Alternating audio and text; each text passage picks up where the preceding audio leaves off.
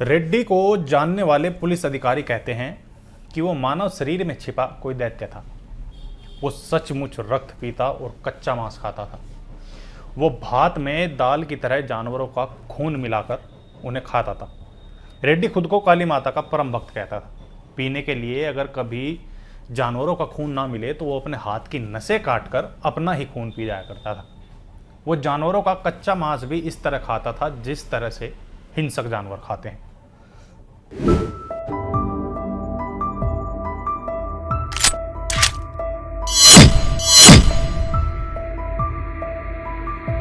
नमस्कार, crime petrol देख रहे हैं आप और मैं आकाश देशवाल। अजीज रेड्डी के पिछले पार्ट में हमने आपको बताया था कि कैसे वो फर्जी नाम और पहचान पर विदेश भाग जाता है और वहीं से छोटा राजन का काम हैंडल करता है। फिर जब छोटा राजन गैंग में दो फाड़ होती है तो वापस भारत आने की सोचता है। और इससे आगे की कहानी बताने से पहले आप सभी से रिक्वेस्ट है कि आप हमारे चैनल को सब्सक्राइब जरूर कर लें, साथ ही इस वीडियो को लाइक और शेयर करना बिल्कुल ना भूलें। भारत आकर रेड्डी ने राजेश मद्रासी, आनंद प्रेम, बाला, संजय मेंटल, प्रेम उर्फ पंडित, नीलेश उर्फ शैलेश को लेकर नया गिरोह बनाया। वो वाराणसी जाकर सुभाष सिंह ठाकुर से भी मिला। हालांकि सुभाष ठाकुर से वो तब भी मिला था जब वो ओरथर जेल रोड में बंद था। दिसंबर 2002 के बाद कुछ समय तक उत्तर प्रदेश में भी रहा। यहाँ से उसने एसटी यानी कि सुभाष ठाकुर गैंग के साथ मिलकर कई हत्याओं समेत कई अन्य अपराध किए। फिर कुछ समय बाद वह एसटी कंपनी के लिए ही काम करने के इरादे से मुंबई वापस लौटा। पुलिस अधिकारियों का यह भी कहना है कि रेड्डी ने मनीषा कोइराला के सचिव देवानी की हत्या में शामिल नरेंद्र और भावेंद्र की हत्या भी की थी। कहा जाता है कि अप्रैल 2004 में हैदराबाद में रेड्डी ने मुंबई माफिया की तर्ज पर ही बी कंपनी की स्थापना की थी। उसमें पुराने साथी आसिफ, छपाला, श्रीनू जैसे तमाम अपराधियों को रखा। हैदराबाद में उसने भी मांडवाली करनी शुरू की। वो लोगों के बीच पैसों और जमीनों का विवाद सुलटाने लगा, जिसके एवज में वो मोटी रकम वसूलता था। अब हैदराबाद में रेड्डी के खिलाफ हत्या और हफ्ताखोरी के 8 मामले दर्ज थे। रेड्डी और उसके साथियों पर पुलिस ने Andhra Pradesh control of organised crime act के तहत भी मामले दर्ज किए थे। हर मामले में वो इसलिए बरी होता रहा क्योंकि गवाह पलट जाते थे। वो डी कंपनी के नाम से बड़ा प्रभावित था और इसी चक्कर में उसने बी कंपनी बनाई थी और हैदराबाद का सबसे बड़ा डॉन बनने का सपना संजोने लगा था। अब तक हैदराबाद, मुंबई और उत्तर प्रदेश मिलाकर उस पर लगभग 2 दर्जन मामले दर्ज हो चुके थे। हैदराबाद के बंजारा हिल्स इलाके में एक दिन हैदराबाद पुलिस की स्पेशल टास्क फोर्स के अफसरों ने एक बंगले पर छापा मारकर भारी मात्रा में हथियार जब्त कर उसे कुछ साथियों समेत गिरफ्तार कर लिया। ये बी कंपनी की पहली गिरफ्तारी और बरामदगी थी। 14 जून 2004 का दिन था जब हैदराबाद पुलिस ने रेड्डी को आसिफ उर्फ दानिश मर्चेंट, जावेद, वीएस कृष्णम, राजू, बी मारुति सावंत, आनंद श्रवण भांवार, के गोपाल, इन सभी के साथ उसे गिरफ्तार किया। उनसे 2 मैगजीन के साथ उजी पिस्तौल, 38 कैलिबर की कोल्ट रिवॉल्वर भी मिली। 3 खंजर, 9 मिमी की 3 पिस्तौल के साथ 115 गोलियों का जखीरा बरामद हुआ। ये सभी हथियार विदेश से कोचीन एक कंटेनर में भरकर पहुंचे थे। तेल के ड्रमों में भरकर ये हथियार पहले कोचीन बंदरगाह आए, वहां से हैदराबाद पहुंचे। उस समय के पुलिस आयुक्त ने पत्रकारों को बताया कि अजीज रेड्डी हैदराबाद के सट्टा बुकियों से भी भारी हफ्ता की उगाही कर रहा था। ये सभी फिल्म नगर जो गोलीबारी हुई थी उसमें भी शामिल थे।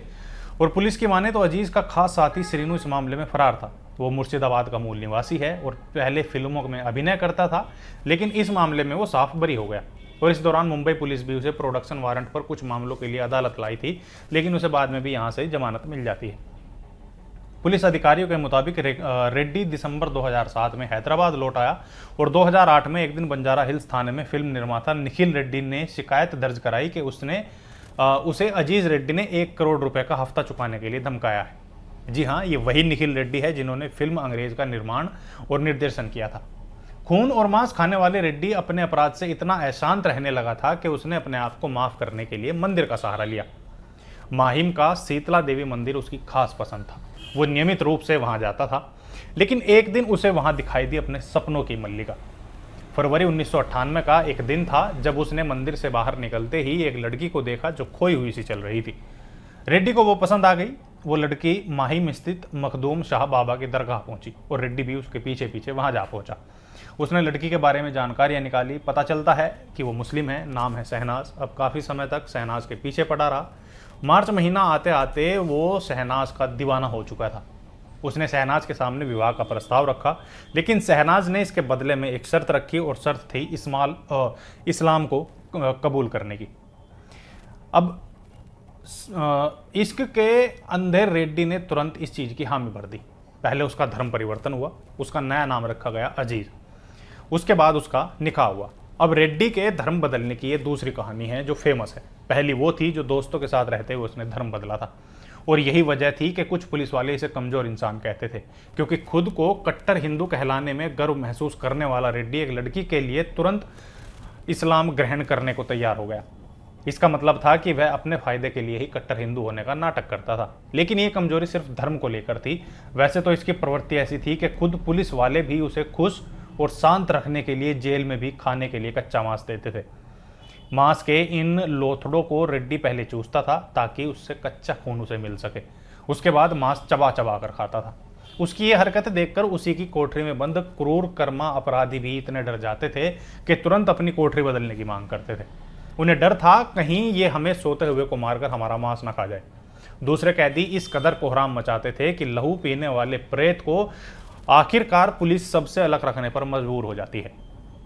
इसके बारे में तो ये भी कहा जाता है कि जब 1998 में इसे गिरफ्तार किया गया था तब पुलिस को विशेष कार्रवाई दस्ता SOS को लगाना पड़ा था, जिसमें AK-47 चलाने में माहिर कमांडो जैसे पुलिसकर्मी होते थे। तभी 30 अप्रैल 2008 को देर रात हैदराबाद के जुबली हिल्स में पुलिस की मुठभेड़ कुछ बदमाशों के साथ होने की खबर सामने आती है। इसकी पड़ताल की गई तो पता चला कि खून पीने वाला राक्षस रेड्डी इस मुठभेड़ में मारा गया। पड़ताल में यह भी पता चला कि वे जमीन के एक मामले में मांडवाली कर पैसे वसूलने जा रहे थे। हैदराबाद पुलिस की टास्क फोर्स के 2 दस्तों ने उनकी खोज इलाके में शुरू की। 2 घंटे की तलाश के बाद पुलिस को एक कार से उतरते रेड्डी और उसके साथी दिखे। जब पुलिस अधिकारी उनके पास जाने लगे तो सभी ने भागने की कोशिश की और पुलिस दल ने उन्हें समर्पण करने के लिए कहा, लेकिन रेड्डी ने गोलियां चलानी शुरू कर दी। जवाबी कार्रवाई में रेड्डी मारा गया। उसके दोनों साथी भी फरार हो गए। वो जब तक जेल की सलाखों के पीछे रहा सभी उससे भयभीत रहते थे, उसके नाम से भी डरते थे। पुलिस वालों को लगता था कि इसे रोकना सिर्फ इमराज के हाथ में है। लेकिन जो भी हो, इसके मरने के बाद मुंबई, हैदराबाद और उत्तर प्रदेश की पुलिस ने राहत की सांस जरूर ली। तो कुछ इस तरह से अंत हुआ अंडरवर्ल्ड के एक जीते जागते राक्षस का। आपको ये स्टोरी कैसी लगी हमें कमेंट करके ज़रूर बताएं। और आज के लिए इतना ही। अब मुझे और मेरे कैमरामैन तिलक शर्मा को दीजिए इजाज़त। नमस्कार।